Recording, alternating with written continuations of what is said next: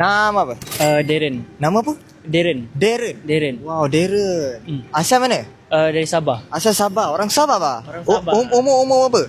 21. Umur 21. Saya nak tanya awak ni, soalan paling famous. Pernah bercinta tak? Pernah. Pernah? Pernah. Dengan dia lagi ke dah putus tak? Masih sama dia. Dengan dia lagi? Masih. So, macam mana kehidupan dengan dia okey tak? So far okay lah, okay. So, awak main game tak? Main game?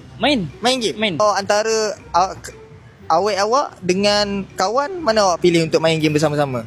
Sama member lah. Member lah, asal dengan member? Sebab pro lah member. Pro member lah. Member Asal pro. awak kau tak pro? Nanti awak kau tengok macam mana? Sorry lah. Member lagi pro. Awak kau marah kalau kau main game? Marah. Marah asal? Sebab aku main selalu nak ajar dia. Ya? Ya. Macam mana? Selalu nak bawa dia. Dia macam merasa tertinggal bah. Kalau kau main game dengan kawan-kawan kau? Dia marah. Dia suruh jangan main lah. Suruh call dengan dia. Oh ya? Ais. Kau jangan main game lah. Main tapi belakang dia. Belakang dia main game. Nak kasih tahu lah. Nanti dia tahu macam mana? Dah lah pause. Kenapa tak? Cut lah. Weh, kesian gila weh kat dia. So aku cakap lah kat dia, weh, pergilah tebus tolong aku weh dekat dalam MLBB tu. Apa-apa, lepas ni kau cuba je emote daripada Ryan Bakery. Tolong aku weh, ada dekat MLBB. Serius? Emote baru keluar. Emote baru keluar, tak percaya je aku tunjuk kau. Ni emote baru daripada MLBB.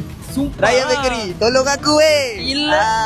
Kau check it out sendiri, MLBB X Ryan Bakery Exclusive Battle Emote ni. Tebus tolong aku weh. Daripada 18 Disember sampai 24 Disember ni. Cepat weh.